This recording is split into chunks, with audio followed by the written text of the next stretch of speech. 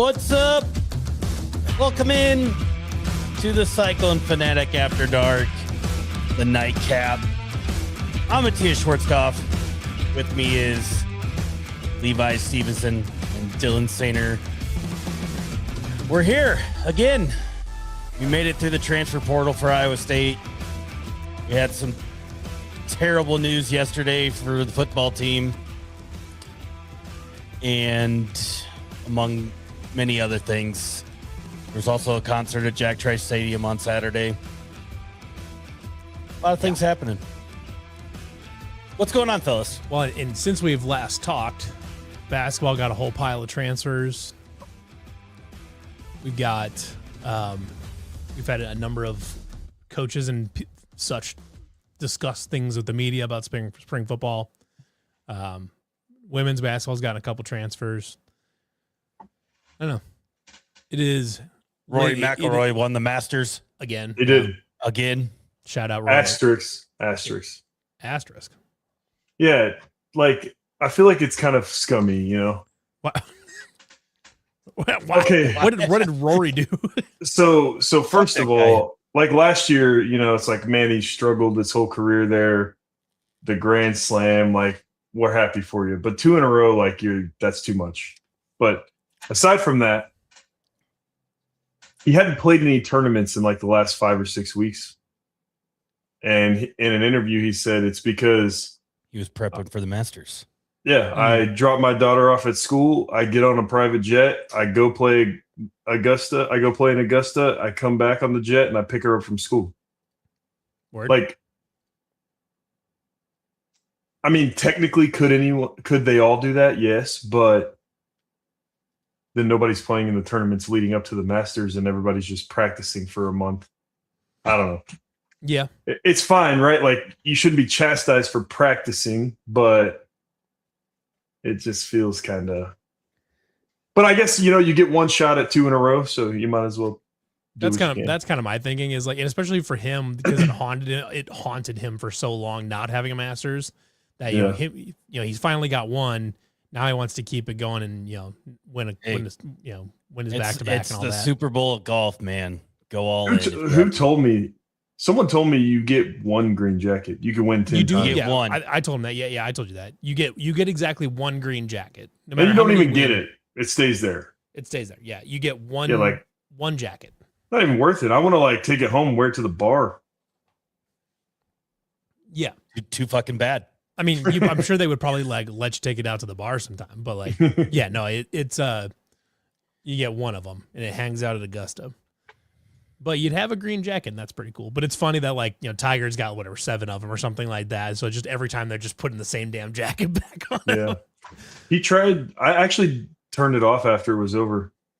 Did Scotty have to put the jacket on him again? Or no. So when you win, if you win multiple in a row, it goes to the board of director or whatever they call it, the Augusta National chairman. Yeah. Yep. We should mention that tonight that the nightcap, along with the rest of CF After Dark YouTube content, is brought to you by our friends over at the Iowa Distilling Company down in Cumming, Iowa. I'm planning on being there a week from Friday, the night before the spring showcase, going down there, checking the place out, having a couple drinks. I know Jake Brenn's going down there. I think Jackson Pants might try to head down there, and then whichever of the CF After Dark guys can make it down there as well. So we'll be down there again next week. It'll be fun. Hell yeah! Prairie Fire. Redbird brought it up too. There's a wrestling press conference set to be happen tomorrow, like 10 a.m. something like that at Hilton, which is kind of a momentous place to make that type of an announcement. I mean, obviously the easy speculation is getting ready to announce a women's wrestling program. I think that's the easy speculation. We're pretty good. Yeah. We predicted that. Yeah. I wouldn't call that like a brave out on a limb take, but we did. And there have been some other kind of rumors about, Kevin Dresser and Brett Metcalf and all that or whatever. We'll see if that comes to light, but that is it sounds to me as that, like, it seems to me as though this could be the announcement for the women's wrestling program, which would be, that lines up with the timeline that Jamie Pollard gave us a few months ago. Said he, in a couple months we'll have an idea.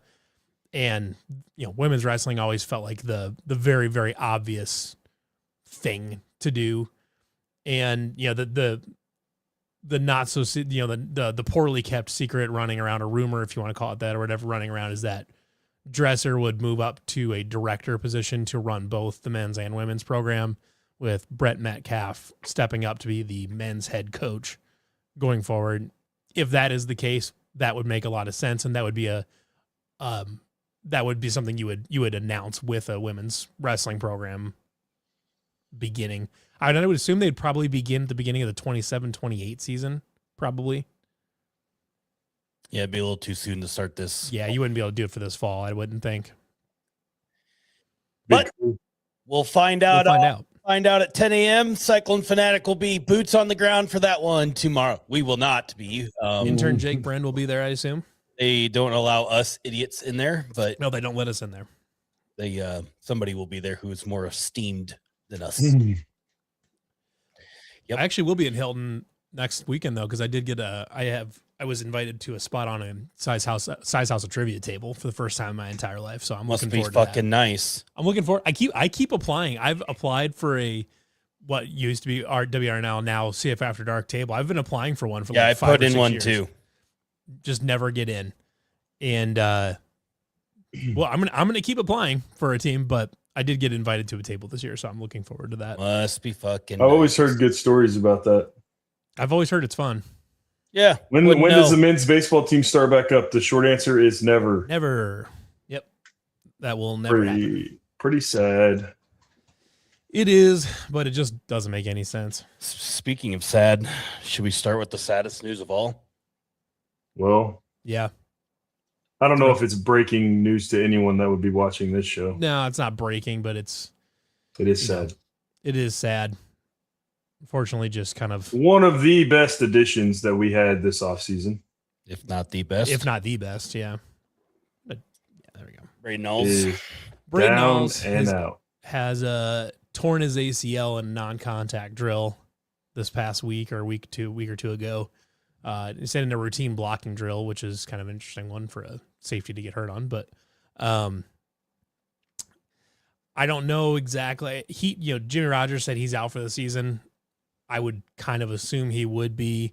I mean, ACLs, you can come back. Like, he could theoretically be back by November sometime, but that's everything going correct. That's everything going well. That's it. That's there being a reason for him to come back. Like Iowa State's competitive and pushing for Big 12 title, Big 12 championship game appearance, something like that.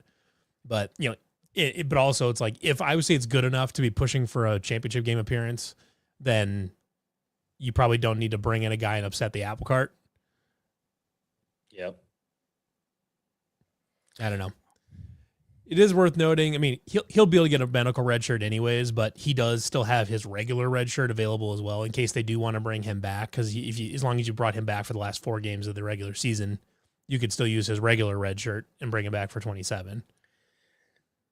Yeah, I guess to really, my thing is you just lost basically a potential first team all Big 12 defender. Yep. To put it on the same level of, the type of talent that Toledo had at the safety position and how good he was, there's going to be a first round pick from Toledo this year in the NFL draft in Emmanuel McNeil Warren, played opposite of Awls last season. That's just the type of talent they had on the back end of that defense. Same type of player, maybe just as good. This would be just like if Marcus Neal was still here and he tore his ACL. Same thing. I mean, you're losing that type of player. You're losing a potential second round NFL pick before the season even starts. Better now than in October, but I think I need to launch a full-blown investigation on not only the grass in the area of or surrounding Jack Trice Stadium, but also the food that is being given to these players and the water that has been given to these players. Maybe the electromagnetic field in the area. Yeah. And also the construction of Town and how that is affecting ACLs, because coincidentally, since we started digging into the ground is when all these ACL injuries started to happen in said area. Well, it's kind of funny that as soon as you start building a hospital across the street, then all of a sudden everybody starts tearing their knees apart. I'm not sure what's going on. It's also kind of funny. They put turf outside for the first time. Actually, it was funny when that injury was first announced. I had sent it over to Marchie and Jordan Harris, and Marchie immediately replied with, "They need to start practicing on natural grass earlier and more often," type of thing. I guess I've only been inside the indoor practice facility the one time, and I didn't really walk on the field as much. I mean, just kind of they've replaced it, thank God, because it was terrible when I was there. Because I know because it would have been before COVID when I was out in there, so probably 2019 maybe was when. Yeah, it was pretty rough then. I've seen pictures of it now. I haven't been in it yet, but it looks better. But we never had turf on the outdoor field. Yeah. And now they have that, so they're like, I don't know, they just never go on grass until game day, until fall camp when they practice across the street or what? Right. Yeah. I think they still have the grass field outside next to the turf field, but like, yeah, I don't know. To me, it seems silly to not practice on natural grass, but that's just me, I guess. Shit. I mean, turf is known for piling up more soft tissue injuries, non-contact soft tissue injuries than natural grass. Oh, there goes Dylan. Oh, look at Dylan. Look how cute he is. No, I'll be right back. Okie doke. So I guess the only thing that gives me a little bit of peace in all this is, one, Dylan already said it, but better to have it happen now than during the season or right at the beginning of the season. You can kind of plan for it. Two, the guy who recruited these two really good guys at Toledo is now on your defensive staff at Iowa State. Obviously, he's coaching different positions now. He was co-defensive coordinator at Toledo, but now he's on the Sam linebackers, nickelbacks, which Awls probably could have played some nickelback too if he really wanted to. Oh yeah, definitely. But he's on your staff now. He obviously has an eye for talent in that area, but nonetheless, instrumental, big, giant, whatever you want to call it, loss already. And I'm not afraid to say that guy was going to be first team all Big 12 defensive side of the ball. I'm totally on board with that. I still think the defense will be pretty salty. I'm anticipating I'm anticipating the defense to be basically on par with what we've been used to. Now it'll be different. It's more aggressive. It'll take some more chances. It'll generate more turnovers, maybe give up some more big plays. But just as the sum of its parts, I think you can expect the defense to be largely on par with what we've been seeing. And I think you can get away with some things defensively by playing, we've already talked about this last week, but the 4-man front, linebackers, everything like that, you can afford to have maybe not your greatest defender sitting at safety and get away with it. Yeah.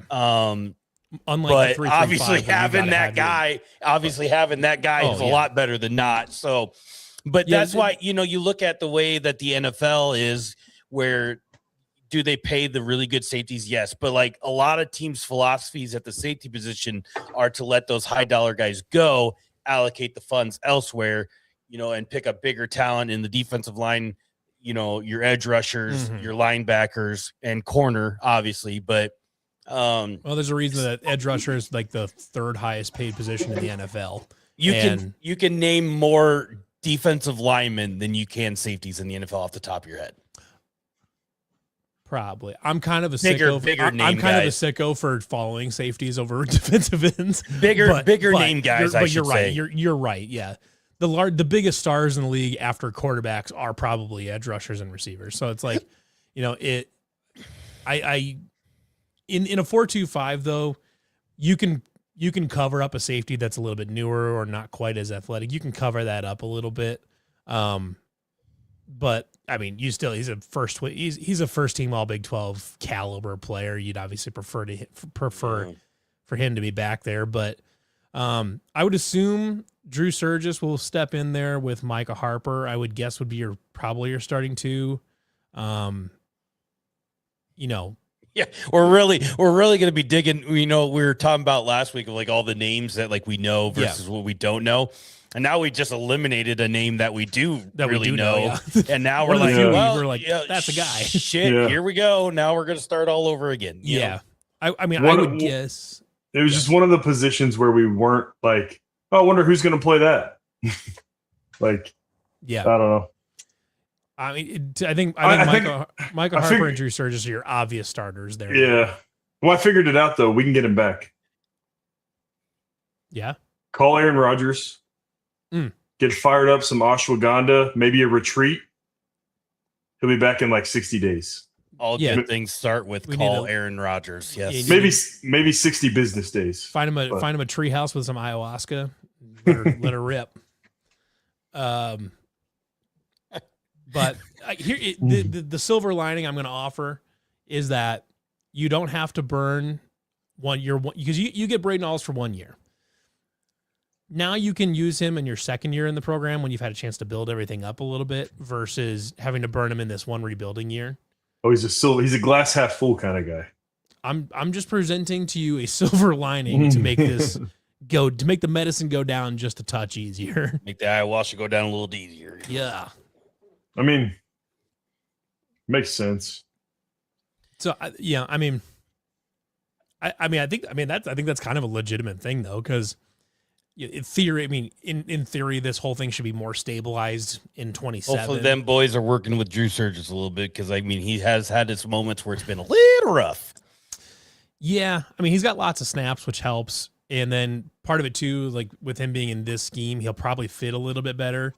Because you're not asking him to just like defend all alone in deep coverage necessarily, and I say rough moments, but he's also had some decent moments. He's also had some good moments. To be fair, not to rip on the guy. Pick against Kansas State in Ireland. Don't come at me, people. This isn't a Dom Nelson take. All right, I'm just saying. All right. Yeah, you got chewed out for that one time. You said, Dom Nelson sucks. No, just a little rough around the edges. Needs a little work. Not happy with that. Need a little work. I don't think that's what you said about Dom. That's not what I said. It's not what he said. Yeah. But I mean, what also helps too with your safeties, if you're down a guy, is having a really good defensive line, which I think we probably will have a pretty good defensive line. Getting Isaac Terrell back. You think like Trey Verdon steps up. I don't know, there's some name Max Balloon. There's some guys on that defensive line that I think could make this thing pretty solid. A lot of raw talent too that needs to be untapped, but I think a lot of raw talent that was not built to play in a 3-3-5 either. So right. Well, and I think I'd be curious to see I'm curious right now because Carson Willick will probably be one of the starters at linebacker, I would imagine. Hopefully he can stay healthy. If he can, assuming he stays healthy. So right now, he's actually down to 225 pounds on the spring roster. Carson Willick? Great. Yeah, because I think he was at like 235, 240 before. That Kansas State game last year, he played extremely well. He did. And then got hurt, obviously, but I mean, he flashed, like you watched back that game, he flashed all over. I mean, he was taking on lead blockers, blowing them up, doing all this and that. Like he flashed. And so hopefully like that kid's very talented, just has had extreme bad luck. But then, I mean, behind him, you have a bunch of other guys, like obviously Jimmy Rogers played linebacker in college. He's got an eye for that at least a little bit. There's a lot of different names that could, even if Carson Willick is healthy, could, ultimately upset that starter cart. I like the Willick and Schlemgen to be back there at linebacker. I would guess you would probably put Willick at the middle linebacker spot and then let Schlemgen. So linebackers in a 4-2-5, you have one middle linebacker, then you have one will linebacker, a weak side linebacker that plays the opposite side of the nickel corner, and they'll flip flop based on the passing strength.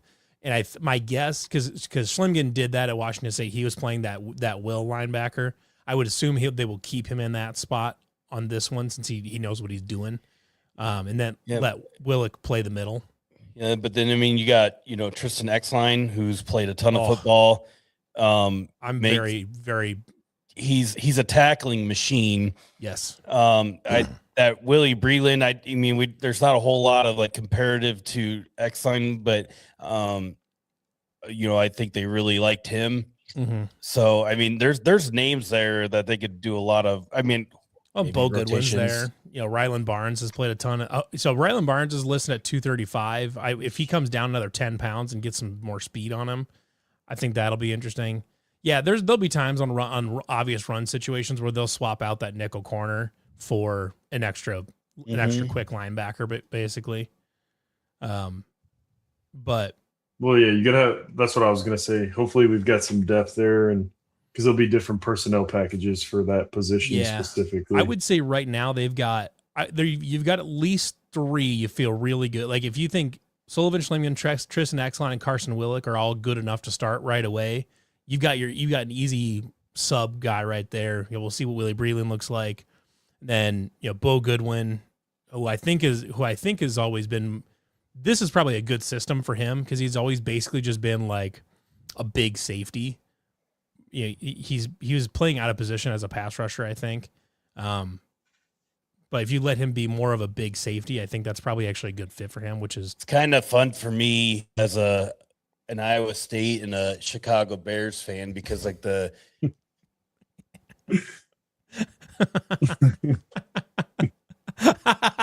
did I freeze again?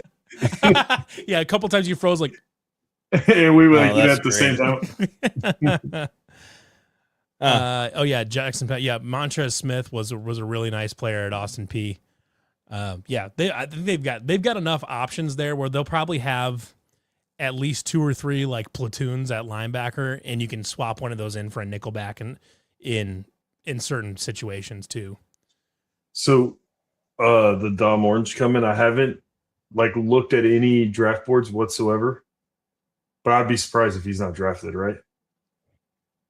I would guess he's a day 2. He's going to be drafted. He'll be a day 2 pick, I think. So anybody who still subscribes to The Athletic, Dane Brugler. Am I freezing again? No, you're fine. Oh, okay. You're kind of Dane Brugler. Choppy, but it's the crack. You So Dane Brugler does like the mock draft. Like he releases it always the week before the draft. So he released it today. He had, which I think would be really fun. But he had him drafted 2nd round to the Bears. Dennis Allen, Dom Orange. Real nice. Mm-hmm. I think they need more than Dom Orange over there. Oh, they definitely do, but it would help.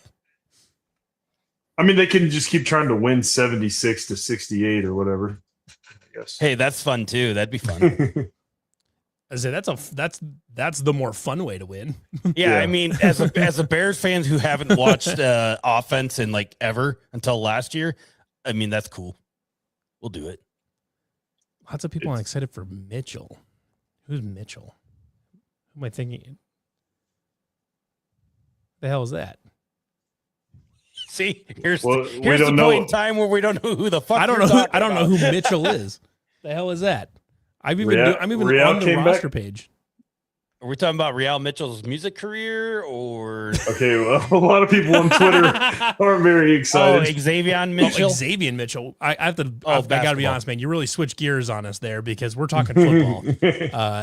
I'm like trying to think of the football roster. I have the roster open and I was literally scrolling up and I was like, there's no Mitchell on the football team. I don't know what you're talking about, man. We're not talking about basketball really right at the moment, but I don't envision Xavier Mitchell getting a ton of minutes next year either. But I mean, who knows? We could use him on the football team. We don't know yet. I honestly don't hate the idea of Dom Nelson as a running back. Just saying. That feels like bait. Actually, give me a receiver. Give me Dom Nelson at receiver. That feels like someone said it earlier. It could no free throws required. Could like work. 6'2", pretty athletic. Like, I don't know. There's something there. I mean, I'm also like a big believer in like almost anyone can play running back. Like there are different levels to it once you are playing running back. Like Don Nelson, I don't think is beefy enough to play running back. you put the right offensive line in front of anybody. You can do a lot of different things with.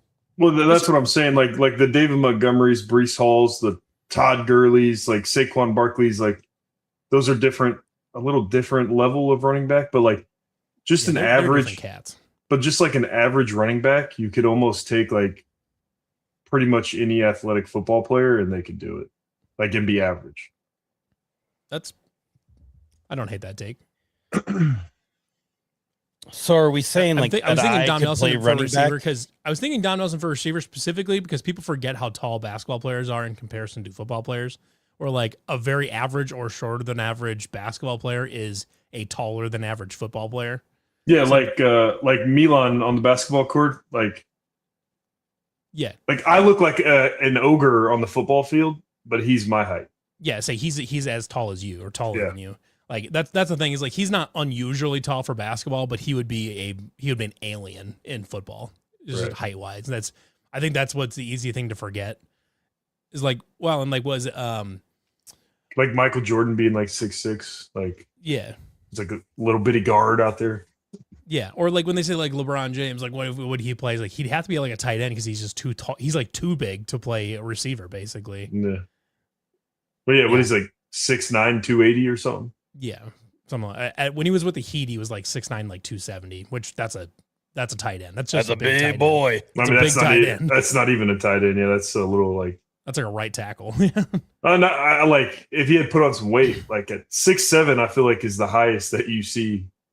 Yeah, maybe 6'8" a tight end, maybe. Yeah, and but like that's the thing is like you even like a guard like Steph Curry is like 6'2", 6'3". Like he would be a tall-ish receiver. That's what you gotta remember that in your head is that even Steph Curry is pretty tall compared to most people. So like that's the thing you gotta remember. So that's why I was saying Dom Nelson as a receiver versus running back because good exercise. Usually running backs. No, like oh god. Aside from like Derrick Henry, there are like no tall running backs. They're all like what position would Victor Wembanyama play on a football field? The bench. Yeah. Broken in half. God. Otherwise, I think he would be a fun safety. His legs would be broken on the first day. Yeah. Imagine lining up to snap the ball and you're like calling out the middle linebacker and you're looking at fucking 7'1" dudes. I'm saying like if you just stick him out there like as just a roaming like a robber safety just down the middle of the field just running around doing stuff. 54 is the mic. The fuck? Yeah, punter, Victor Wembanyama, punter. The problem with that crossover is most of them are they're just not strong enough. Like he's definitely not. Yeah, definitely not. I mean, any of them, like even LeBron, probably like they do such different training that like even LeBron in his prime was probably just not strong enough. Like he could catch passes, he wouldn't block anybody. No, he wouldn't block any, but he'd be a he would be a receiving tight end for sure. Their like training regimen is so much different that they don't have strength.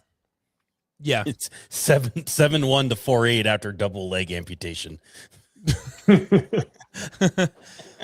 Yeah, no, I yeah. Hey, goal line fades though. Wemby? Goal line fades. Yeah, and that's it. Hey, but that's worthwhile. That's something. Like I can catch a football one-handed pretty easily. I bet his hands have got to be like twice the size of mine, right? Oh, like it's like him catching a tennis ball. Yeah. Yeah, I don't know. That'd be cool. Yeah. But he would get his legs broke. Oh yeah, big time. I think you'd have to have something. You'd have to like at minimum. Actually, you know who would have been a fun like running back or tight end maybe or a linebacker? Deontay Burton. Deontay Burton would have been a fun linebacker. He looked like a linebacker. I bet he was strong enough to play a linebacker too. Probably. Just looking at the dude. He played basketball with no fear. I can only imagine when you put a football helmet on what it would be. Can you like if you were coming up with like just a guy to be like the dude for an odds team? Could you just design like if you had a defensive minded Deontay Burton? I don't know if you could like come up with a dude that's like a better fit for an odds team. Just like dumb, long, athletic, can do pretty much everything, can yam on some people, can block it, can defend the rim, can knock down threes, can distribute a little bit. Did you say dumb long? Yes, like dumb okay, long. okay. Yeah. I thought maybe you were calling him dumb and long. Oh no. Dumb as a box of rocks. No. Yeah. Doesn't have any idea of the playbook. Just go out and play defense. Yeah. Football players to basketball, like there's plenty athletic enough, but then it becomes the height issue. Like, okay, when I was playing football, you'd be like, oh, that guy would be like a good post. He's big and strong, but I'm not big. Like I'm just not on a basketball court. I'm not big. We get like when you're with the Saints, like the one you'd look, they looks like Alvin Kamara would be is like just crazy athletic, but like he's what 6 foot even. Yeah. But then a lot of those guys are like, a lot of the super athletic football players can only play football. Yeah. Like we played enough basketball, like you would see these guys that were like crazy on a football field and they would like struggle to dribble. Yeah. Every sport now, like all the athletes are just so hyper specialized. Yeah. I mean, Hakeem Butler was pretty good. Mm-hmm. Obviously, like Charlie and Chase are solid. They played. But even like Hakeem, for as big as he is, he's like a guard. He's a combo guard in basketball. Like he's not that tall in basketball. Yeah. I don't know. It's just always funny that you forget how big basketball players are. Yeah. Especially when you look at like if you look at a team, if your basketball team averages 6'6", you're kind of a small team or whatever, and that would be an enormous football team. Yeah, like the guy we have that's like 6'11" and he's down in the post. This guy is like 7'4" and he makes him look like a shrimp. And it's like 6'11" looks little. Well, it's like it's a Jack Campbell for the Lions. He's like 6'5", and he's a really tall linebacker. He's a short wing right. Basketball. I don't know. It's funny how that goes. But it'd be like a point guard. Like maybe there's like an athletic enough, like maybe Rocco could be like a good point guard. I don't know. Never seen him play basketball. But Michael Jacobson did play football for the Colts and the Seahawks. But he also was a very good two-sport athlete. He was already a two-sport athlete before that, yeah. Because he received Division I scholarships to play football. Right. Yes, I think he had a football offer to play at Nebraska. Yeah, he did. Yeah, and he just chose basketball. Yeah. Yeah, so it's not like he just like it wasn't like a Rico Gathers situation where he was just at Baylor being really good at basketball and then he said, he literally went to the league to play the position that he played, and obviously didn't play it in college, but like I mean, he was on the practice squads for years. Yeah, he's been like half a decade on a practice squad. Yeah, he was bouncing on and off, but I mean, just even that in that regard, I mean, that's impressive still. Like Mo Alley Cox, you know him? Mm-hmm. Never touched a football until the NFL. There's always one guy that will pop up from a basketball team after the NFL draft as an undrafted free agent to play tight end somewhere. Antonio Gates. It's always tight end too. Yep. Jimmy Graham. Tony G. Yeah, Hoiberg, those guys Fred weren't good. I believe Fred Hoiberg had an offer to play quarterback. I want to say maybe even at Nebraska. I actually think he had an offer to play quarterback at Nebraska. I'm pretty sure. I believe. I was going to dual sport at Iowa State if we had a baseball team. Maybe that's why Nebraska or what? No, I was a pitcher. Maybe that's why Nebraska football. But I had a bunch of offers and like I pitched for MLB scouts and all kinds of stuff. Did you throw gas? Yeah, through like 94, 95 in high school with like zero mechanics. No one ever taught me anything. And so with my length, plate or yeah. And with my length and like the speed, like just the raw talent, they like that because they drafted in that league off of like potential. Yeah. Was there any dude that dual sported? I would say the only one I can think of off the top of my head Well, actually, I can't even think of his name. There was one guy that played for Paul Rhodes that was also on the basketball team. Gosh, I can't remember his fucking name now. He may have been on like the 2014 team. I think I went to a high school too small to track stats, by the way. He said pull up the high school stats. I'm like, my high school isn't big enough. We don't keep stats. Yeah. Well, the internet's a powerful tool. Let's see. We also my offense was cool, bro. You know what they would do to me? We would go 3-by-1. I'm the one. And then they would bring like 4 defenders over there, and then we would just run. We'd run buck sweep the other way. Here we go. Dylan Sainer. Austin Macbeth. That was Macbeth. Austin Macbeth he was a football player too. Yep. Dylan Sainer, 3-star recruit by 24/7 Sports, earned all USA Arkansas first team All-State honors, 3-time All-Conference selection, named first team All-State senior, caught 38 passes for 628 yards and 9 touchdowns in his senior year of high school. That's a good ratio, right? What is that, like almost 20 yards? Mm-hmm. Caught a touchdown pass in the Class 4A state title game and had 10 catches combined in the first 2 playoff games. Your team finished 13-2.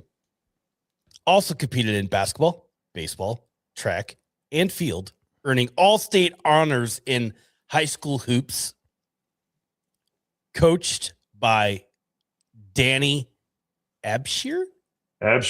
He's a legend, dude. Close. He's a legend.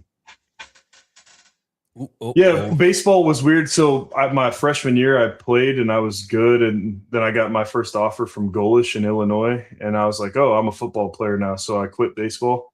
When I came back my senior year, could throw gas, but I was like a closer because I could only throw like 40 pitches because I hadn't been throwing. Dylan, I want you to confirm this or not. Okay. Baseball stats, senior year, varsity. There's no way that's accurate. Well, it only says you played 4 games, batting-wise. I think I batted once. You batted 5 plate appearances, batted 200. That's not bad. Out of 5? And it was a double. I did hit a double, but I thought I only batted like 3 times. Maybe I did bat 5. You also struck out 4 times. I believe that. That's no good. I wasn't a batter. Dylan, we call that a 2 true outcome player. How many games do you play in high school baseball? Like 30, maybe? I don't know. Like Probably, yeah. So yeah, and I what do they call it? A PO, a pitcher only. So yeah, I wasn't batting. I never got to practice batting, but then like sometimes I'd talk to coach into letting me hit. I did hit a double in Florida. I remember that. Let's see if we can find. Your earned run average, your ERA was 3.73. There's no way that could be accurate, bro. We don't keep any stats. Hey, somebody kept stats. Stats don't lie. I mean, like the football makes sense for like newspapers and stuff, I guess. But like, but like they'd have to get reported to the state and stuff like that. I mean, this isn't. I mean, you weren't pitching in the 50s. Like, I mean, we're like. I guess we might have been. We did have. Yeah, because like, does it say like innings pitched? Because it's probably like. No, it doesn't. Yeah, I was gonna say it would probably say like. The only thing I can't track down right now is any basketball stats. Oh, dude, those are where it's at. My sophomore year was my best year because we had like good guards, and I scored like 25 trash points every game. And then after we lost the good guards, then it was like throw it to the paint. Everybody sucks in on the paint, kick it out, miss a 3, and we were terrible my senior year. I believe I have 6 career high school basketball points. Nice. Yeah, I have several missed dunks. I have 0 attempted dunks. Here we go. Nope. It just stops at baseball and football. No basketball sets. Bummer. Dang. And we need my sophomore. The only thing I ever was even like half competent in that was golf. I I got second in one varsity meet, but other than that, extremely lackluster athlete. Of course, I was always really small. I didn't hit 5 foot tall until I was in high school. Curveball was okay. Fastball was where I lived, throwing like really hard, 94, 95. And then I just read that too. And then the changeup I struggled with, man. The changeup I couldn't tell you. I couldn't tell you how many people I hit with a changeup. I couldn't tell you where it was going. Hey, I shot 40% in basketball. Nice. You did? Apparently. like from 3 or what from are we talking? From the free throw line? No, field goal percentage, 40%. Fuck yeah. I don't think that's accurate. This is some minor Dylan slander here though, because he did do it. He said those who can't do it talk about it on Fanatic. And to be fair, Dylan kind of did it. But he did it more than about 99.9% of people. And Matthias played some college ball, There is my adjusted field goal percentage was 66. Is that good? Why do you have an adjusted field goal percentage? Don't know. Matthias has a Ken Palm page. It's like, what the fuck? That's hilarious. He's got a Ken Palm page with one fucking free throw, one fucking shot attempt on it. Let me say, it wasn't very many shots. Let's just put it that way. I was just out there to foul people and beat them up. Yep. Dylan graduated 10 years. I mean, he graduated maybe from high school 10 years ago. High school. Yeah, high school 10 years ago, but they adjusted it from 0. Let's just put it that way. I graduated college 12 years ago. That's ugh. I was not a basketball player. I was a football player. Yeah, I mean, especially about doing it. We were talking about like Iowa State football. I quite literally did do that for I don't know. Well, I don't know the exact number. I probably played like 40 games, something like that. Dylan was talking about throwing gas and being scouted by MLB pitchers or MLB teams to pitch. I had never pitched in a baseball game in my life. Oh, was it like in the MLB, like regular season when they like, hey, grab the backup shortstop and let him throw a couple kind innings? of. So I was basically like all of like our baseball team, like nobody cared about baseball in like my town. So we were down to like maybe 10 players, right? And getting ready to go play like some doubleheader. And they're like, yeah, you got to start the second game. Mind you, never pitched a game in my entire life. And everybody else was basically either hurt or not playing. And then they canceled the game because of the weather. And then the baseball season got canceled immediately after because everybody quit. So I got saved by the weather and never had to pitch a day in my life. That would have gone terribly. I played baseball up until junior high, and it's because my confidence got destroyed by I had to repeatedly go to bat against Colin Ray. Yeah, that would do it. Yeah. Yeah. I don't know if anyone knows who Colin Ray is. He's pitches in the major leagues, but in the major leagues right now. He just pitched the other day for the Brewers or for the Cubs. For the Cubs.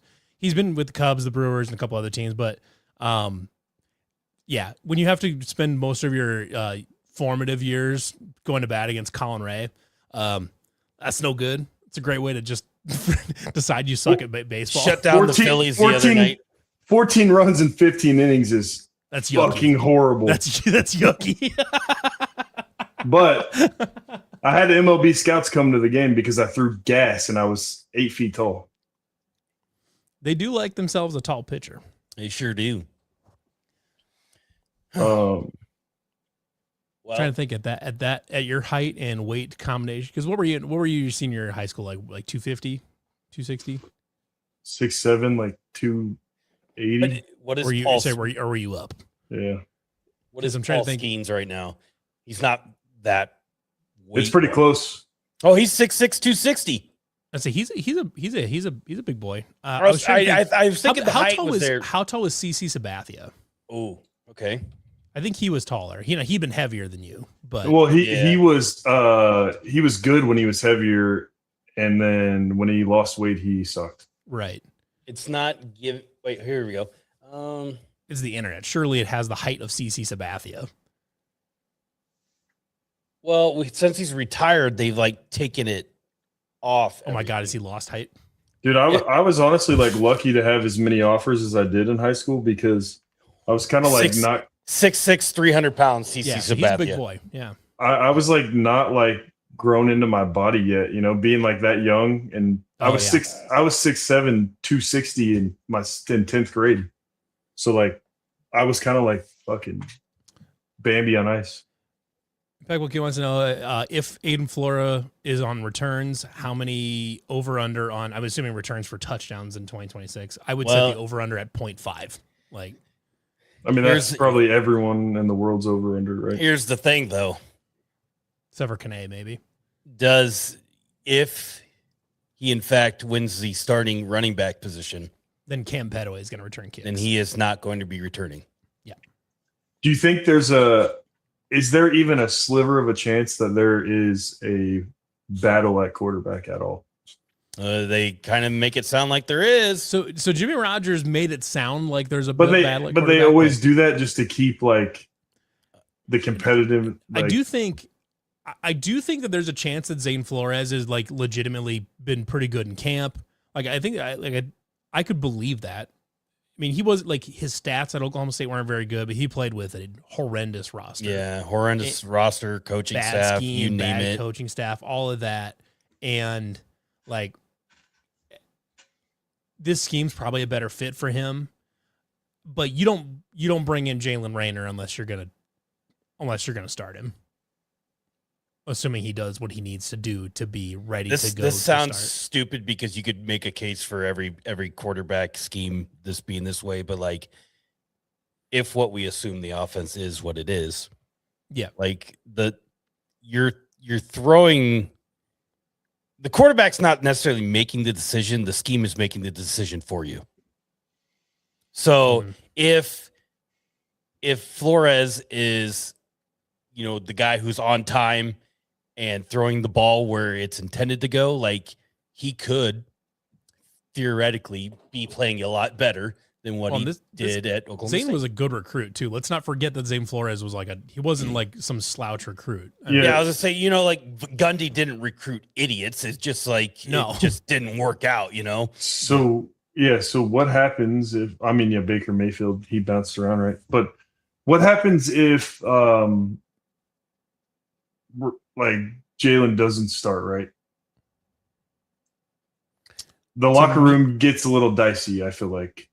I don't know. It seems to me like the little bit that I've seen of Jalen Raynor's, like if he wasn't starting, I don't think he'd make a mess about it. Like I think he'd still be a good teammate.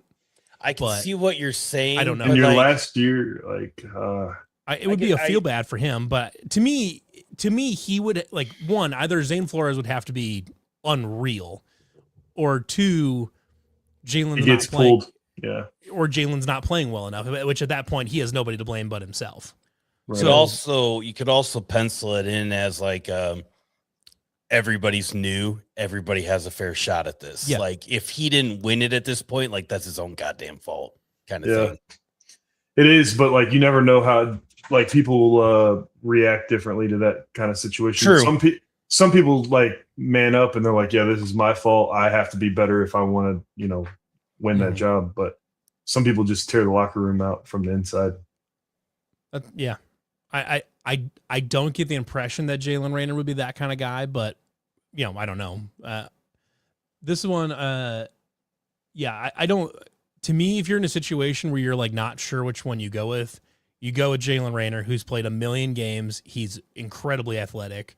Like you go with the guy that like when shit hits the fan, the play starts breaking down.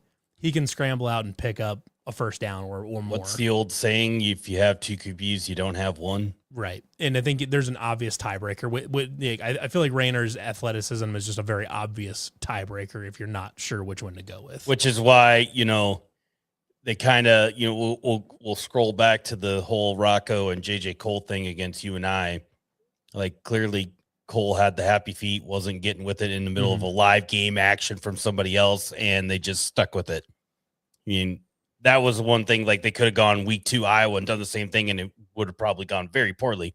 But if they do that game 1 against SEMO for a couple series, no big deal. It's been done before, but like you don't want to go into week 2 doing that. No. You can't go to Iowa State with 2 quarterbacks. That's not going to happen. Can you see me? Yeah. You're frozen. You're frozen. Stuck. Yeah. Yeah, I just have like black screens right now in front of me, but I guess I'm here. CW mentioned wanting to cover volleyball. Would you guys want to talk any about? We have some people who are very interested in talking about volleyball. I will confess that I'm not currently prepared to talk volleyball. Yeah, I couldn't. Other than I know that they were in Sioux Falls on Saturday and played Nebraska in a spring game. Yeah, that's all I could tell you. I will say that like if that's the direction that we wanted, like that CW wants to do, where he wants to start getting into volleyball. I know we have some people on staff that would be into covering that. I'm not currently prepared to talk about it, but I'm not going to pretend to become prepared to talk about it. Yeah, I mean, everybody's interested in their own thing, and it is. I can literally half-ass talk about football at this rate. Like, you want me to go into volleyball? Oh boy, ugh. Bad news. Yeah. Well, speaking of half-ass talking about basketball, we'll just cover. I'm gonna pull Dylan out right now while he's having trouble. I'm gonna recap. We'll just recap I think CW and Bloom talked about it. I know Austin and Matt talked about it last night. Question here, covering women's wrestling. We'll check in at Sam Phillips, who's our wrestling guy, along with Jacqueline Cordova. Like, that team will also cover women's wrestling too. They're already pretty tapped in, and so even though we haven't had a women's wrestling program to cover. Like, especially like I already know, talking to Sam a little bit, that he knows he's already tapped into the women's wrestling scene. So, and we know Jackie will be for sure. Jacqueline will be, Sam, Jacob England, all those people will all be, Ben Visser. They'll all be right in on it. Then I would guess they're already pretty tapped in on the situation. We don't know if women's wrestling is confirmed, but we talked about it at the beginning of the show, a little bit, speculation out there about it. So. We'll wait till tomorrow at 10 a.m. for the full. There's enough smoke around. There's enough smoke around that rumor to kind of discuss it. Real quick, we'll just recap the portal situation for the men's basketball team. Obviously, Trey Singleton from Northwestern committed on Saturday. Leon Bond from UNI committed on Friday. Jaquan Johnson on Saturday. Taj Manning from Kansas State on Saturday, and Ryan Prather on Sunday after the Milan news broke. Obviously the big story is Milan going to the NBA draft with the intention of staying in the draft, but also keeping the transfer portal as a viable option if the NBA draft doesn't, mesh out, which, he's ranged anywhere from, late first round pick to early second round pick. So that's going to be a decision on his own. But, and Iowa today had a player of their own declare for the draft and also entered the portal to keep his option open. So Iowa is going to have that same situation that Iowa State is going through, where you can't necessarily wait around for a player. We saw it with the AJ Green situation a couple years back, and obviously Milan is the best shooter in college basketball this past season. And it sucks to have to do that, but that's the tough decisions in this era of college basketball that you have to make in the roster building capacity. Obviously TJ would love to have him on the roster next year, but it's one of those things where they can't hold a roster spot for him forever. Well, yeah. Like, if he gets to the end of May, because he has to decide at the end of May when the scouting combine and all that's over, and at that point you're way too late to do anything productive with that spot. So I've been arguing, and I think Levi's kind of been on my same side as this here, but in our Slack, we've had various spirited discussions about the transfer portal and how TJ's mentality is going into the transfer portal and anything like that. Like, I am not going to hate any transfer that we have come in, because I'm on the fence of like, I'll hate them if they come in next year and they're complete dog shit. Like, we'll talk about that then. But if they come in and prove that they're worthy of getting shit, we'll get shit. Then we'll go over that. But for the case of these 5 guys that TJ has brought into this basketball team, like, they fit the model of what he wants. You got some guys that could shoot it. You got some guys that, their 3-point shots, obviously their numbers could be a little bit better, but we have seen obviously we have had players that have taken step forwards in this program and their shooting capacity. These guys play defense. You got a point guard that is basically a Taman Lipsy 2.0, maybe stronger, a little bit shorter, but better shooter. And Jacon Johnson, guys that can shoot the free throws a lot better. All 5 of them have free throw numbers that are way better than anybody on our team last year, in totality. They brought in a bunch of guys that like they're all like competent scorers. Like even like Leon Bond is the one you bring in. That's like kind of the class. Like the I don't have a Dom Nelson replacement. No. Like Leon Bond is one that I'm super excited about. He's crazy athletic and he's a really good defender, good rebounder. But he also shoots like 36% from 3. Like he's a competent shooter and he shoots like 70. He's got a little bit of a funky shot from deep, but that's fine. Whatever. Like that's fine. Like the thing is like, is there anyone that's individually as good as Milan as shooting threes? No, because that player doesn't exist in college basketball. But they found a bunch Milan of guys. Was 90% free throw shooter. I'm just talking about like in general, like the encompassing the whole but you team. also, I mean, but like God bless Taman Lipsy, but he was not a great free throw shooter for his position. And like Joshua Jefferson was an okay free throw shooter, but not great. Yeah, these guys are all around that 70% mark. Some are higher than that, obviously, but yeah, Prather is an 85% free throw shooter. Taj Manning, if you were to take all the stats and look at all 5 of these guys, like Taj Manning's obviously at the bottom of that list, but he also played for Ding Dong at Kansas State, got better when he got fired. When he left, yeah. And then, but he was also in limited minutes. So there's opportunity with this team, with the 5 guys coming in, with who you already have, and then also the incoming freshman class, that you have a lot of pieces that you could put together to get this team to play 9 guys maybe at a decent amount of minutes, that we're like stretching out the season a little bit for injuries, whatever. And then if somebody does go down, like I think the bench is deeper to replace guys, so there's a lot of, it's not as sexy as a roster if Milan was on it, but like it's just a bunch of dudes that fit the system, that it's going to be a team win mentality rather than having that guy that's going to go off for 30, 20 games. It's going to have a bunch of guys that are scoring 15, 16, whatever. Mm-hmm. And, and obviously we're hoping Torrey takes another step forward, Plata takes another step forward, gets a little bit stronger, does, unlocks that 3-point shot that we know he has in that arsenal. Blake Buchanan takes a few steps forward. Like, I don't know if you're going to get a whole bunch more out of him, but he could be better in some spots, free throw shooting. I mean, Plata could shoot it a little bit in Europe. Like if they use him as a tall wing, like they did in like he did when he played in Germany, you're in business with some fun stuff. So then if,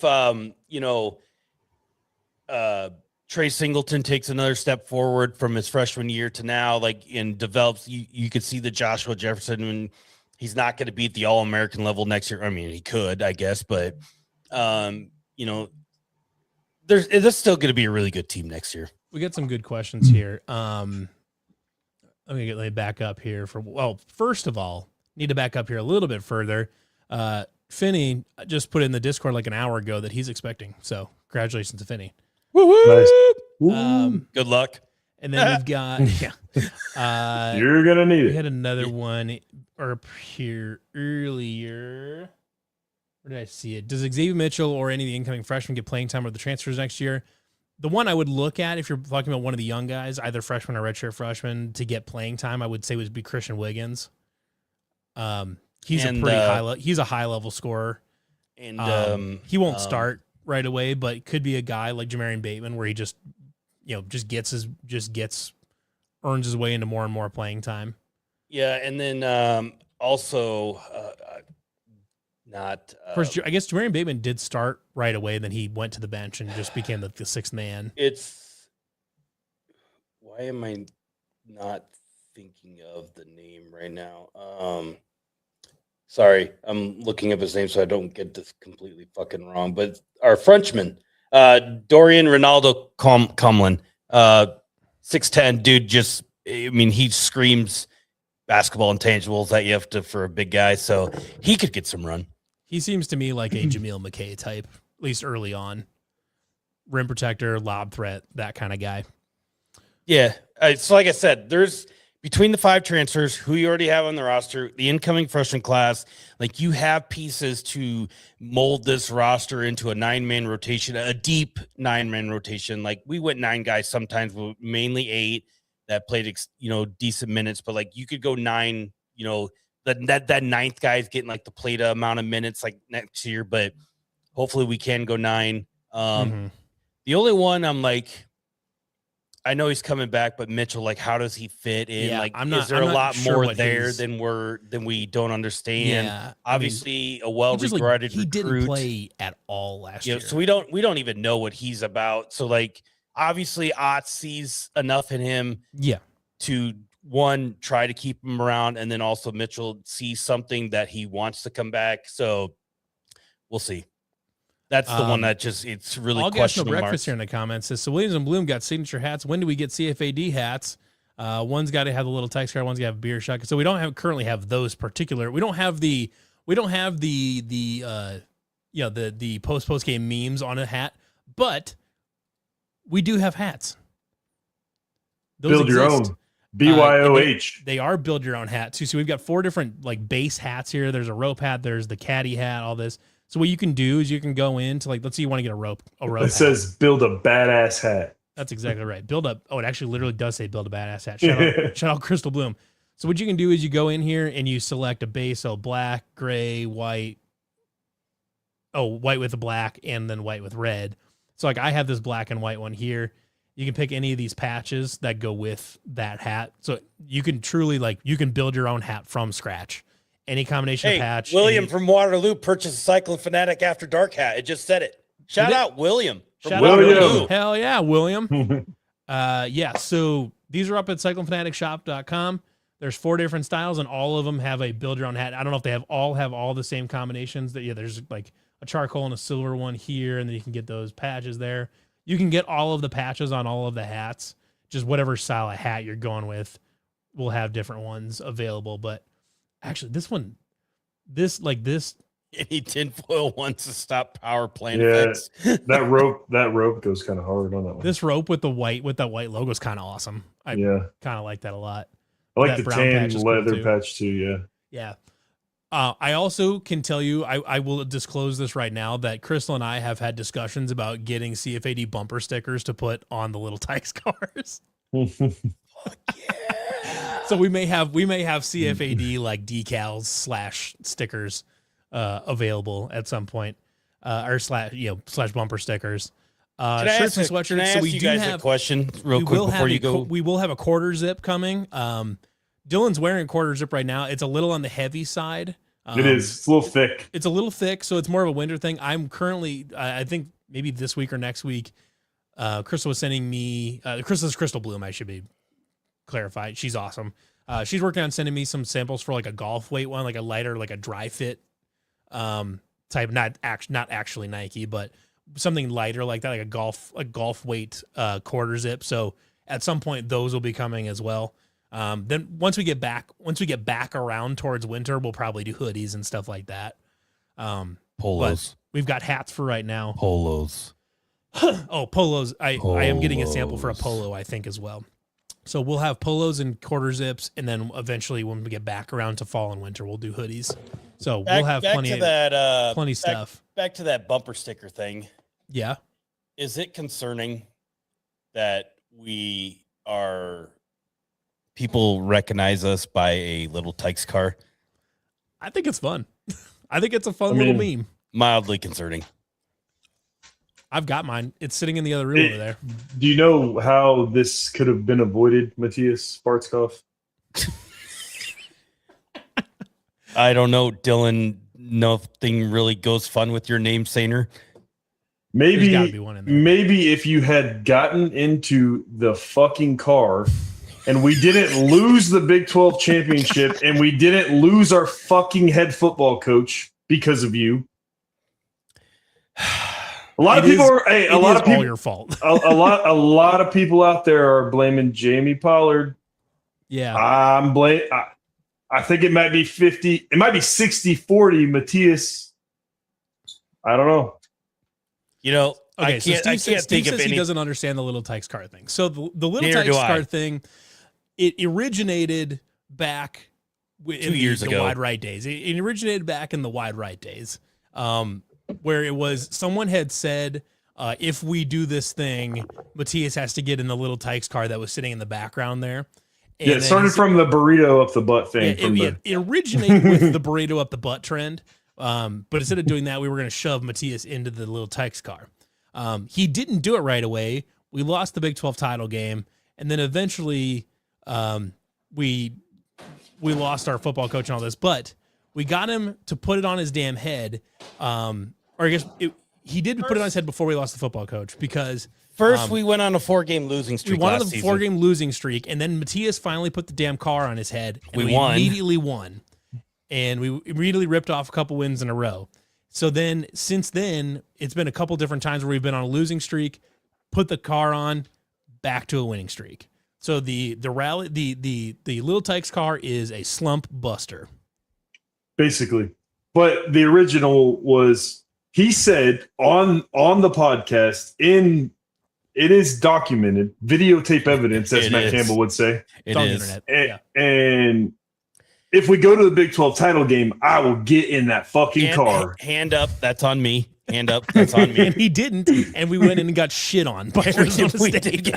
We got absolutely ass blasted. And he didn't even come to me and Levi went to the game, and he didn't even come to the game. Yeah. Add insult to injury. All right. During that week, I thought, you know what? Before that, I was like, Matthias might be a good guy. During that week, I'm like, man, he doesn't get in the car. He doesn't come to the game. Like, I'm not sure if I was on fire, if the guy would piss on me. Everybody I would. All the homies hate Hawkeye Matthias over here. Fucking crazy. Hand up, that's on me. But we have busted some slumps with it since, so a little bit rectified. But the ever looming Big 12 championship game is still out there. Hand up, that's on me. Yeah. So the Little Tykes car persists as a slump buster for all sports. And my wife tried to sell it about 2 months ago. I said, no, we can't. You gotta save that. And then I said 2 weeks ago that I was going to get rid of it. And Levi said, no, at this point, like, you're stuck with it. So here it is. And I've got mine sitting in the other room over there. I bought mine, and then we promptly lost in the NCAA tournament. My kids have not been in this thing in months. I'm the only one that has been inside.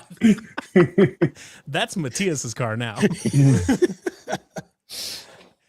Oh, and was it after the? It was after the Arizona game. The Arizona game, we got fucking shit kicked. Well, that and then this was the Arizona game, the basketball game, the tournament game. When then CW jumped the legendary post game after the Arizona lost in the Big 12 tournament game, because CW jumped on with us for the first like 40 minutes, and he said he's got a little text card that his daughters don't use anymore, but he was going to keep it like hanging from the ceiling in his office or something like that. And I was like, it's like maybe I should get rid. I was like, no, Chris, that's your car now. That's your little Tykes car. Yeah, Chris says, Levi, go get it. It's actually in a box. I've not put it together yet, but the box is in there. Well, it's a good thing we're not playing any sports right now, because right now this could be your fault. Wait, Milan just left. I'm just saying.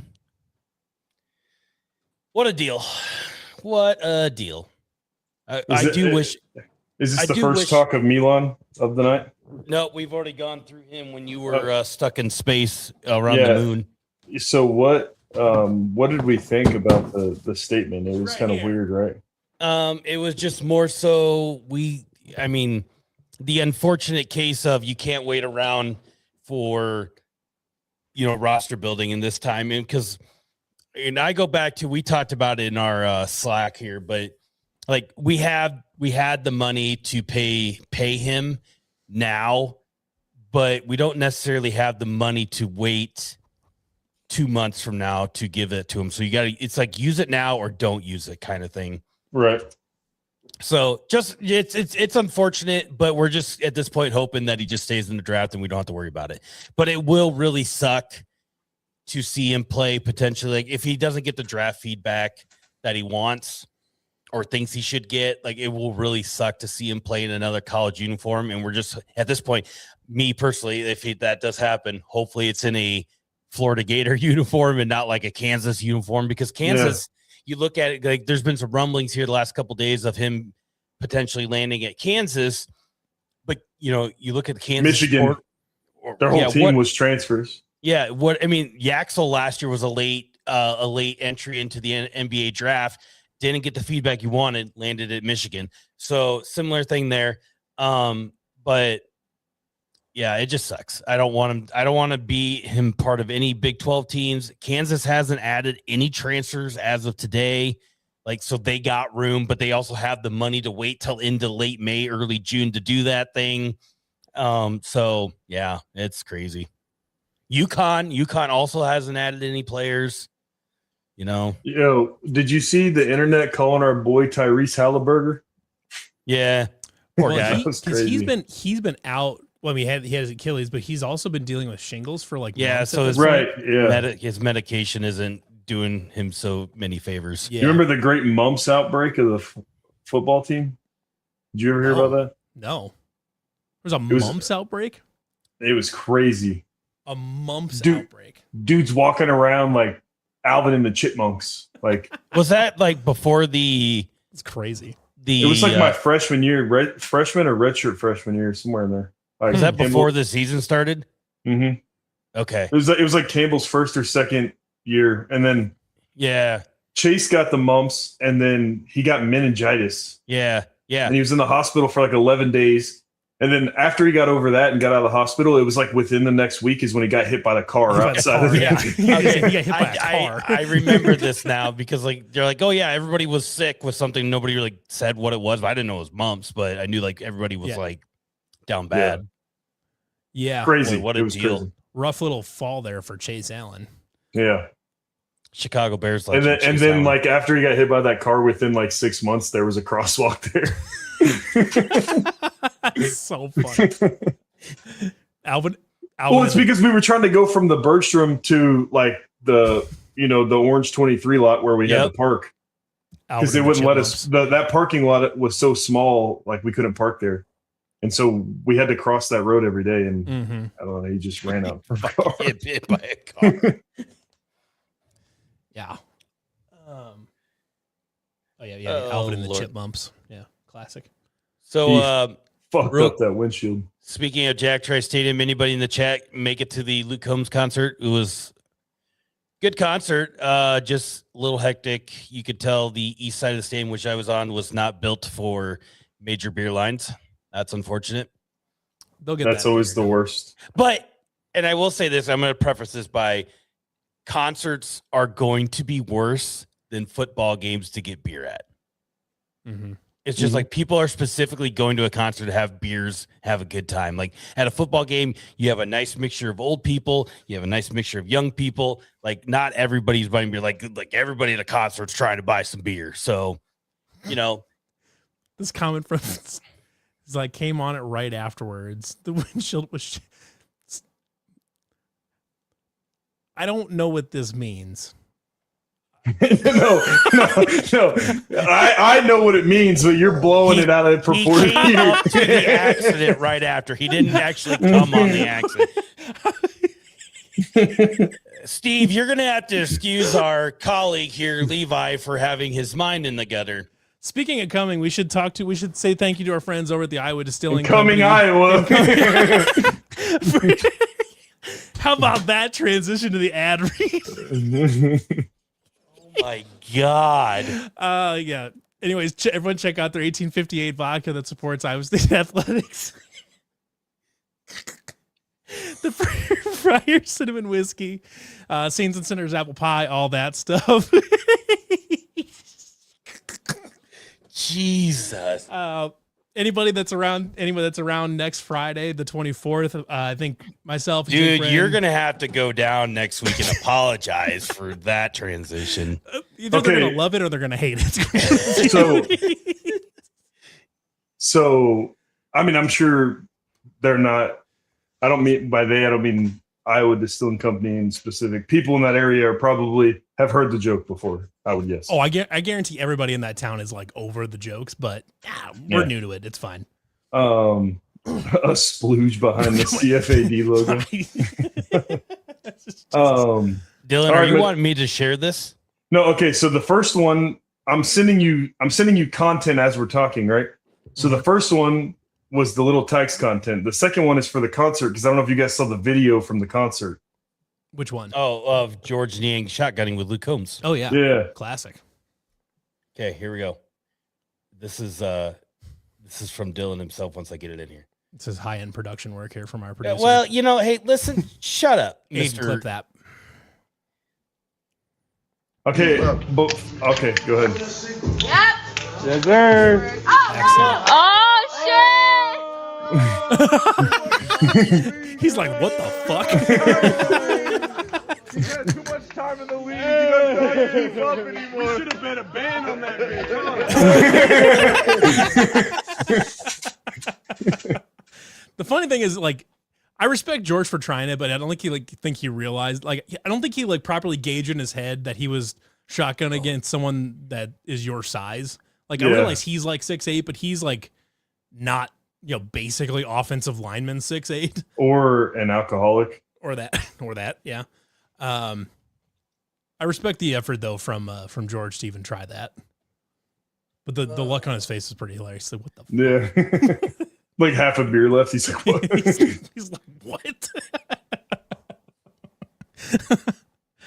Oh gosh.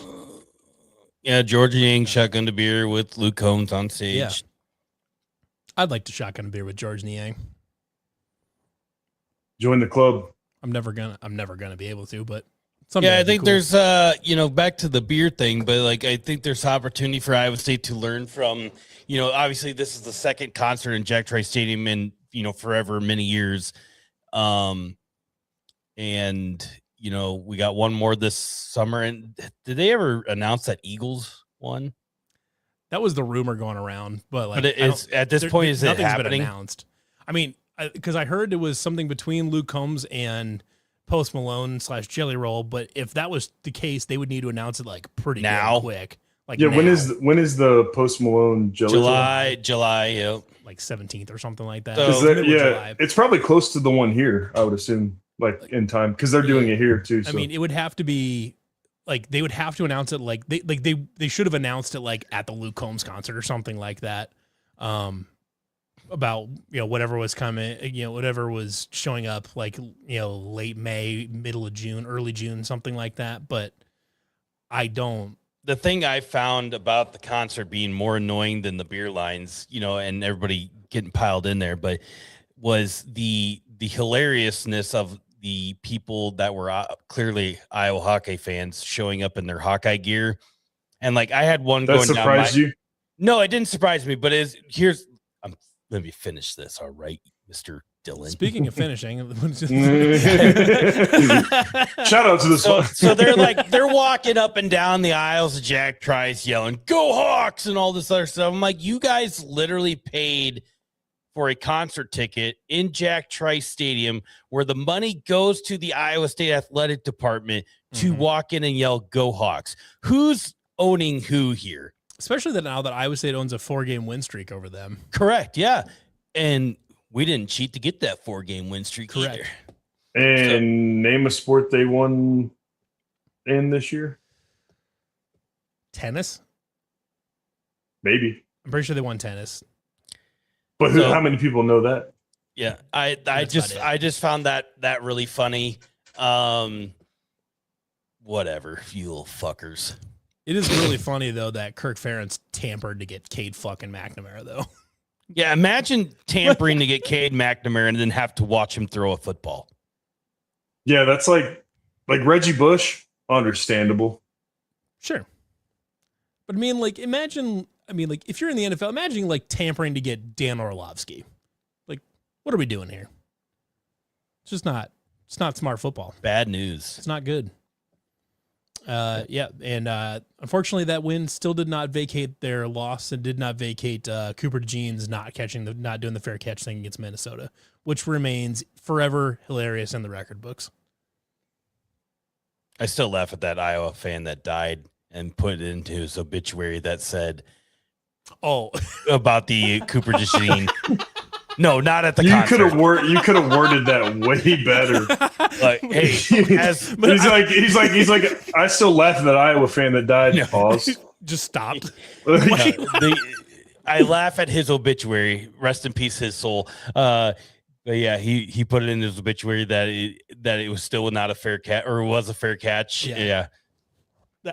You shouldn't Nobody have stopped died. it. I just laugh at that. That is the definition. Nobody dying is funny. That is the definition of "I'll die on this hill." Yeah. He literally did die on that hill. Shout out that guy. Gotta respect the hell out of that hustle. Hawks are gonna clip that out of cut. Honestly, I kind of hope they do. If they're this deep into this podcast, they got commitment. I guess we'll give them that. Yeah. Then we won again. It's just like them rent free. Yeah. What a deal. Yeah. We got anything else to talk about tonight, or what? Well, they do have an adult-sized little Tykes car that you can ride in. Yeah, but that's no fun. Actually, I think it'd be way more fun. I mean, it would be fun, but it's like, but that's not the rally car. So, I mean, I don't know if there's much on football until the showcase, but technically it is a 4-game winning streak because the 2023 game didn't happen, which means that of the last 4 meetings, Iowa State has won all 4. And you know who kicked off that winning streak? Hunter fucking Deckers. Let's go. Shout out the Houston Gamblers. He got knocked out 2 weeks ago. Yeah, I saw he was getting some playtime. Yeah. Houston Gamblers are real bad, though. They got beat by 40 last weekend. Yeah, real bad. Yeah, it's no good. But if you're really watching the UFL, I mean, when the UFL started, I was like, oh yeah, this will be fun. And then you're like, realize like, there's like, it's like women's basketball. NCAA, like the top 2 teams are really good, and the rest are just complete booty cheeks. Yeah. What if we made football helmets that are like little Tykes cars? And they're like rally caps. Yeah, like a little Tykes helmet car. Yeah. We might be able to have to we may have to leverage some connections to make that thing happen. It's like honestly, she said. That's probably true. You like what you like. Win predictions are probably useless at this point, but a fun game would be who has the harder record or the harder schedule this year, Penn State or Iowa State.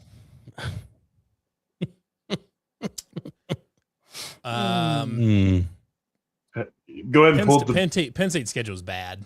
Well, yeah, without looking at our schedule, just look there. So yeah, I have looked at it a couple times. I think because they play Ohio State and like nobody else. Do they play Ohio State? They play one of Ohio State or Michigan, I think. But I don't. Yeah, I got it. They play. So they kick off with Marshall, then at Temple, win. First Buffalo, win. Versus Wisconsin, win. At Northwestern, win. Versus Southern Cal. Close one. They're at home. Yes, at home. Win. At Michigan. I'm gonna say win. Versus Purdue. I don't think Michigan is very good. They're kind of in shambles at the moment. Yeah, they're not gonna be very good. Versus Purdue. Win. At Washington. I'm gonna say loss.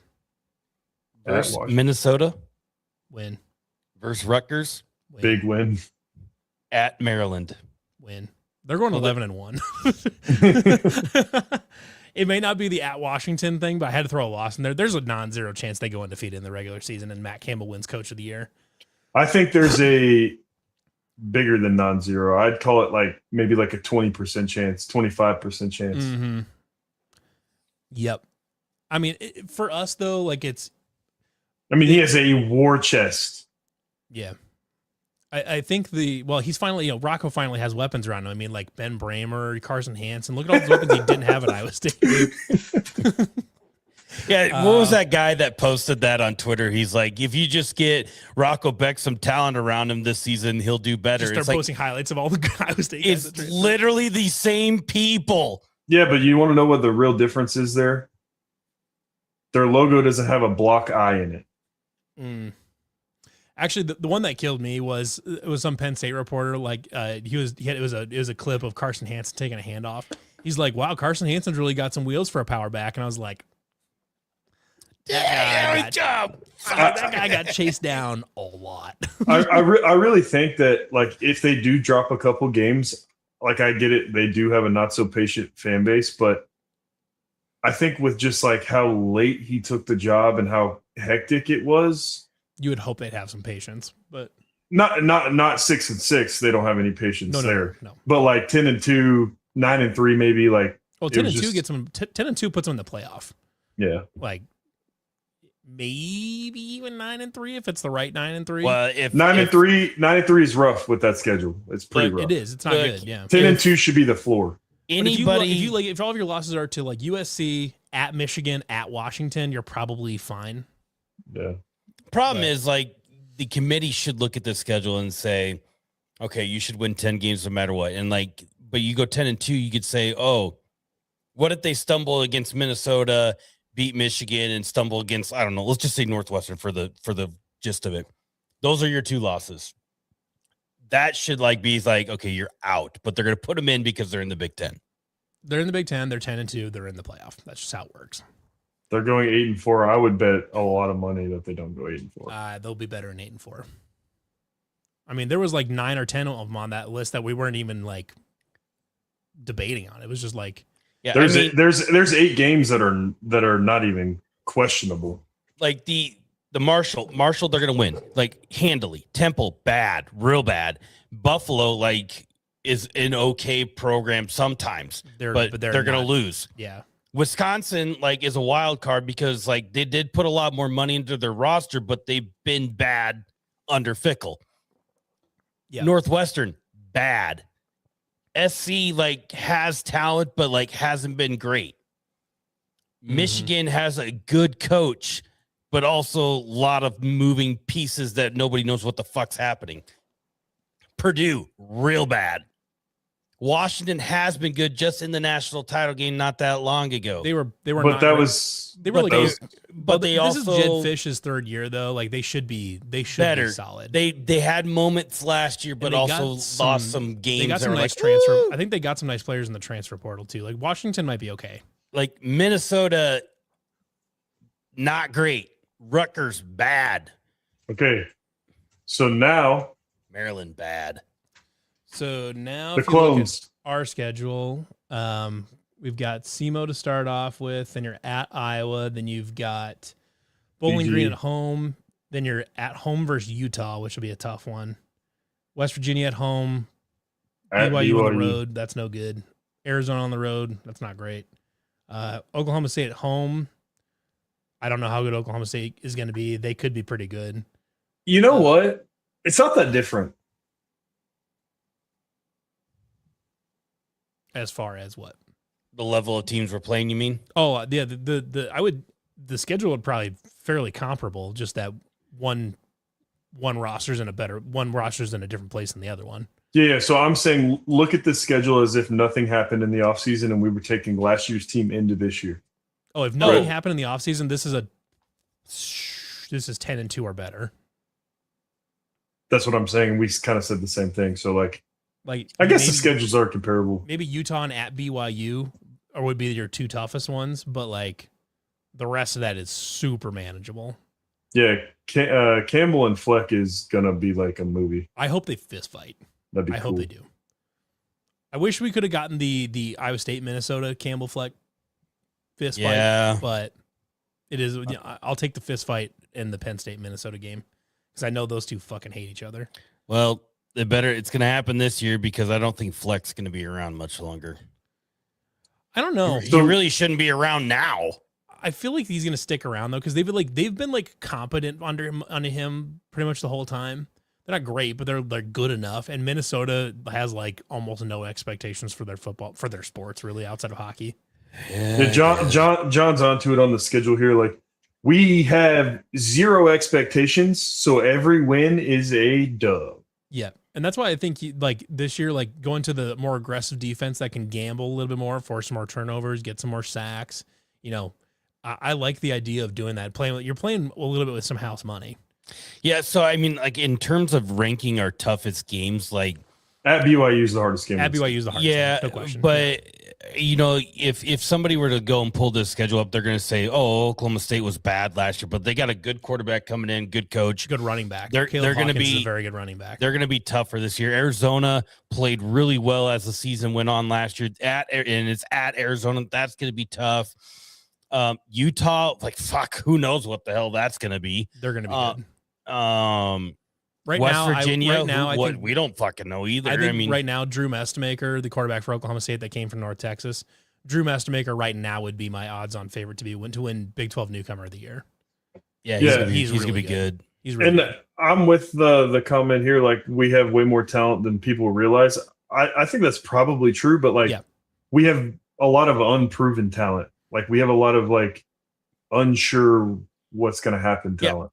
There's just too many unknowns. Yeah, you got a team that fits the mold of its head coach of what he envisions it, and it's hard for me to look at the schedule and say we can win this game, because we just haven't seen any of them play, and we still don't even know what obviously we could pinpoint what the defense is going to look like. That's easy, but we don't know exactly what the offense is going to look like, and you can make assumptions, but does that fit the mold of the players that we have offensively? We don't know. So, and the offense could look totally different than what we see next Saturday at the showcase too. So, coming out to game one. So it's going to be hard. It's much better to go in with low expectations and enjoy success than to think that we're these world beaters and then be disappointed when what were we down to? 13 players?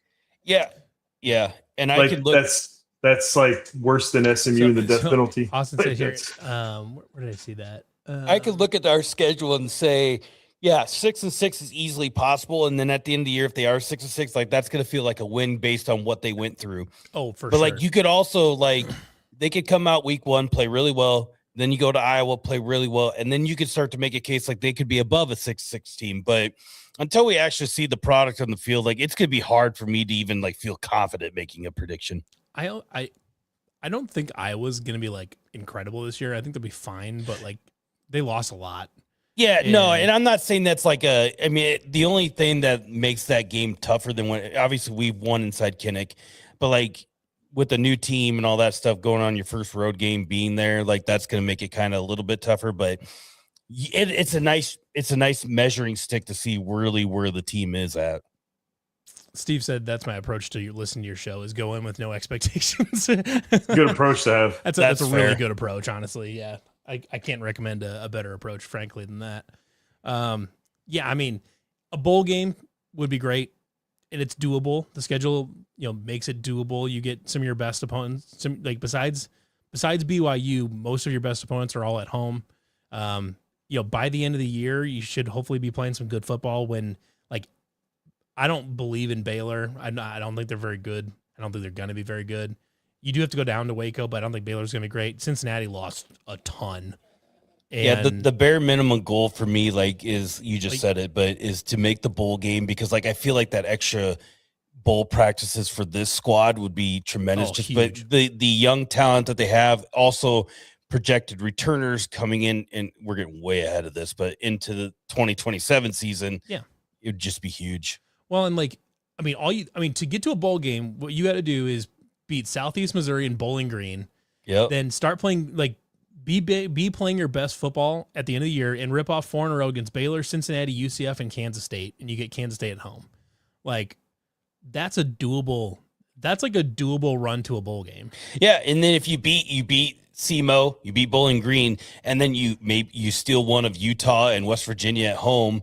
I don't think we're beating Utah, but West Virginia you can beat for sure. Figuratively, let's just say, you start playing with a little more house money cards to get to that 6-6 along the way. Absolutely. If you can beat West Virginia or Iowa, then a bowl big game becomes a very realistic possibility.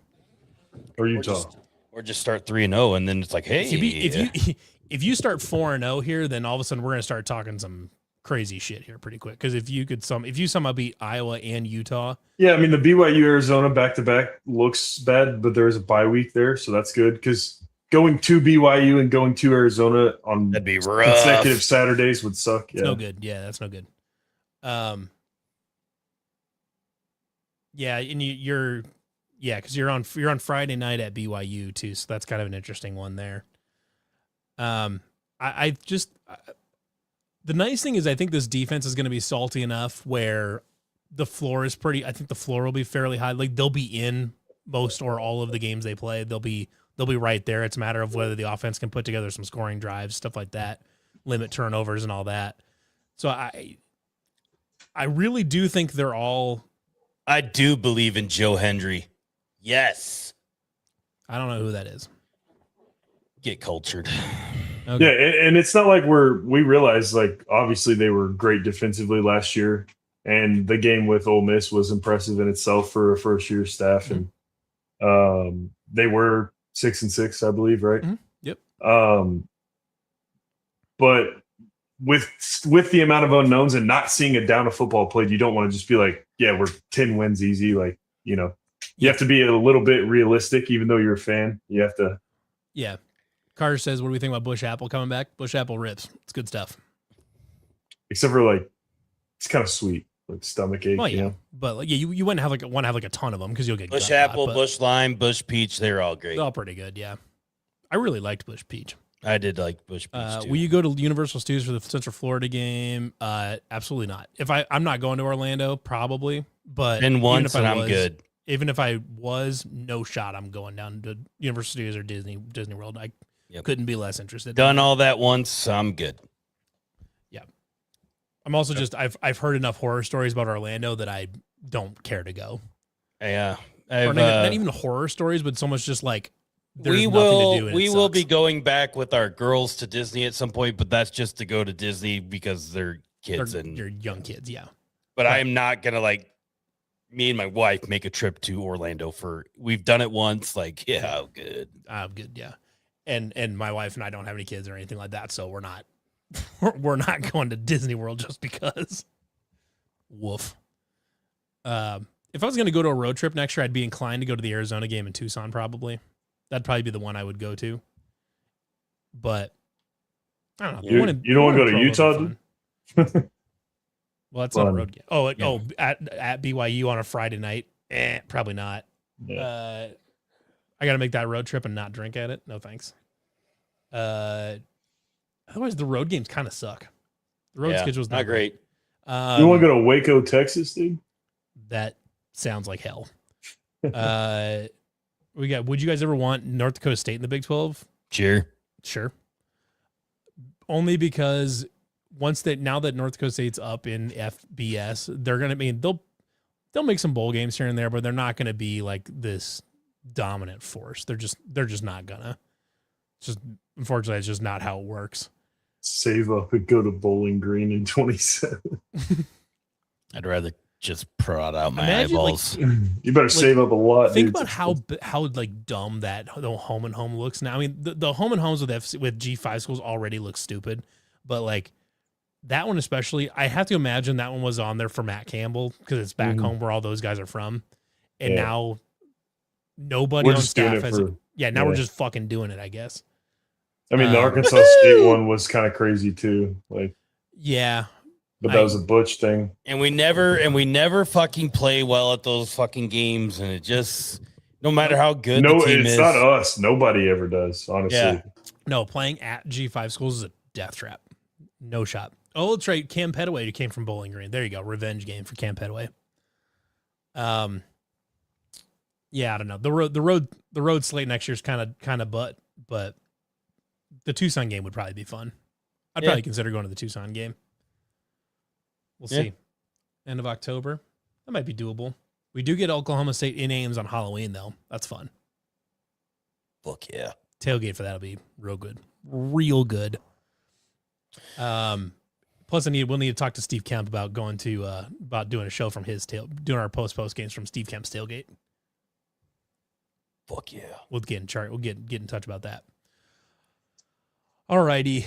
We're at an hour and 40 minutes. We got anything else we want to talk about? Yeah, I told you guys earlier today, I said, hey, let's make this an hour and 15. Yeah, here we are. That didn't happen. We're dumbasses. Yep, absolutely. Well, let's wrap her up for today. Thanks everybody for tuning in to the nightcap here on CF After Dark. Thank you to our sponsors over at the Iowa Distilling Company, down over there in Cumming, Iowa. You're not letting you call in Austin. Checking out everyone check out the Prairie Fire Sin and Whiskey, 1858 vodka, Saints and Sinners apple pie, all that stuff. If you're in the area next week, we'll be out. We'll have a group of people out at Iowa Distilling next Friday night, the 24th, just hanging out the night before the spring showcase.